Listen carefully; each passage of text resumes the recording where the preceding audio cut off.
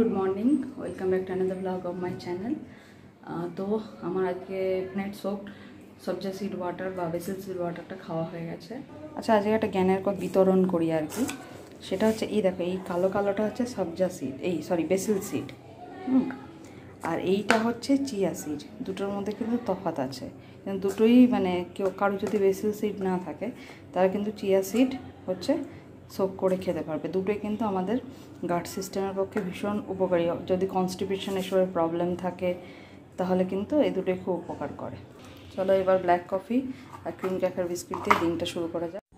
ব্রেকফাস্টে আজকে নিয়েছি ম্যাঙ্গো স্মুদি। আজকে একটু দেরি হয়ে গেল, বেসিক্যালি 9টা থেকে 9:30টার মধ্যে নিতে হতো, 9:40 বেজে গেছে। Time is very important. ডায়েটে কিন্তু টাইমটা খুব ইম্পর্ট্যান্ট, টাইমটা একটু মেনটেন করতে হয়। মানে কি বলো তো, যখন তুমি রেগুলার লাইফে আছো ঠিক আছে, বাট তুমি যখন একটা ওয়েট লস প্রোগ্রামে আছো তখন অনেক কিছু তোমাকে মেনটেন করতে হয়, মানে যেগুলো আসলে আমাদের করা উচিত সারা জীবন ধরে, সেগুলো থেকে তো আমরা অনেক দিন আগেই মানে বিচ্যুত হয়ে গেছি।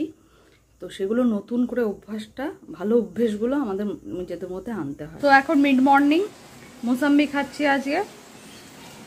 মৌসাম্বিটা খেলে মনে হয় যেন যে খালি তো একটু জুসের মতো আর একটু ফাইবার, এমন কিছু না, কিন্তু এটা খেলে কিন্তু অনেকটা পেট ভরা থাকে। এরকম সাইট্রাস জাতীয় ফ্রুট যদি ওয়েট লস প্রসেসে নেওয়া হয় না তাহলে অনেক হেল্পফুল হয়।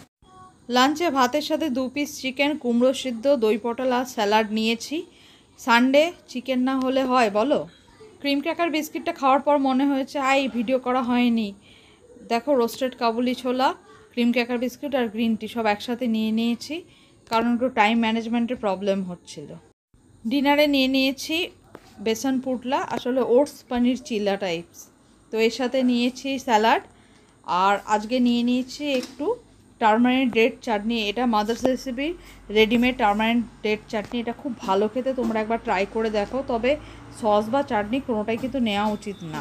তো আজ আর কি, ব্যাস খাওয়া শেষ, ব্লগও এন্ড।